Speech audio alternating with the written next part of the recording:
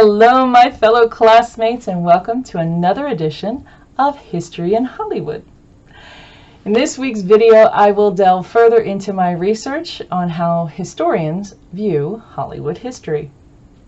Special thanks to the Farwell Library and to the JSTOR database for the 3 lucky articles that I will be reviewing.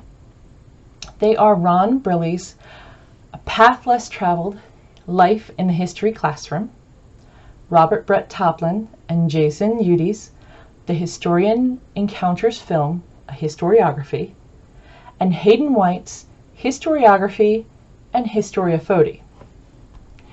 When we look at films, they're more than just moving pictures of light and sound. They convey an emotional landscape that written history sometimes lack. Each of these articles explore that idea in a greater detail.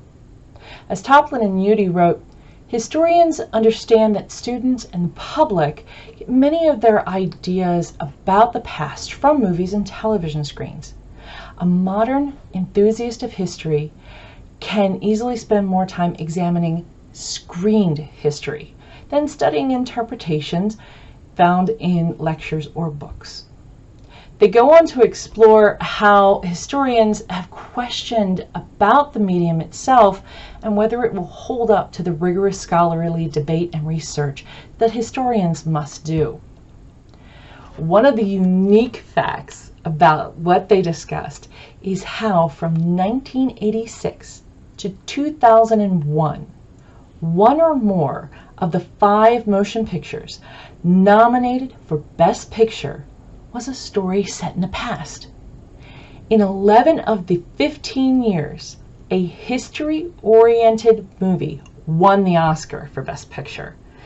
In some cases, the dramas were related loosely to conditions in the past. Other times, the films portrayed a specific people and historical situations in great detail. Cue Saving Private Ryan. Hayden White continues this debate on the value of film depicting history. He writes that historical evidence produced is often as visual and it is oral as much as it is written in nature, and how a modern historian needs to be aware that the analysis of a visual image requires reading it, but in a different way than you do with a written source. And this is where historiophoty comes into play.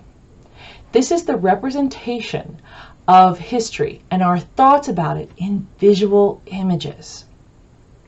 White argues that many historians look at visual images as an add-on. It's one more thing, and not as a primary source in and of itself. He argues that this needs to change because we do have such a visual nature, especially in current events and histories. Bringing these 2 articles together is Briley's A Path Less Traveled. Now, Briley had every intention, like we do, getting his PhD, going on and teaching at a university, all is well with the world.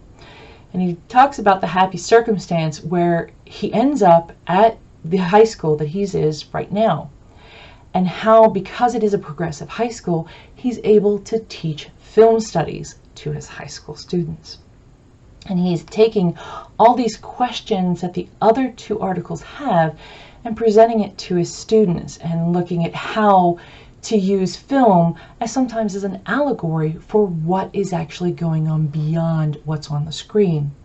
One of the movies he said was High Noon, and how it's not a representation of the Old West, but it is more of a representation of the 1950s when you look at it in context of what's going on around. He's even worked with Robert Toplin on different articles for the OAH magazine of history, all about how to use film and film studies in the high school classroom, and how we can do this to help ignite the next generation of historians. So when we look at the article, the first 2 articles, it's all about the questions that historians ask about the validity of their sources. And Briley says, yes, ask those questions, and we can actually do this to get our younger students involved and using film and other media sources to catch their attention and to keep them wanting more to learn about history. Thank you for watching, and I'll see you next time at the movies.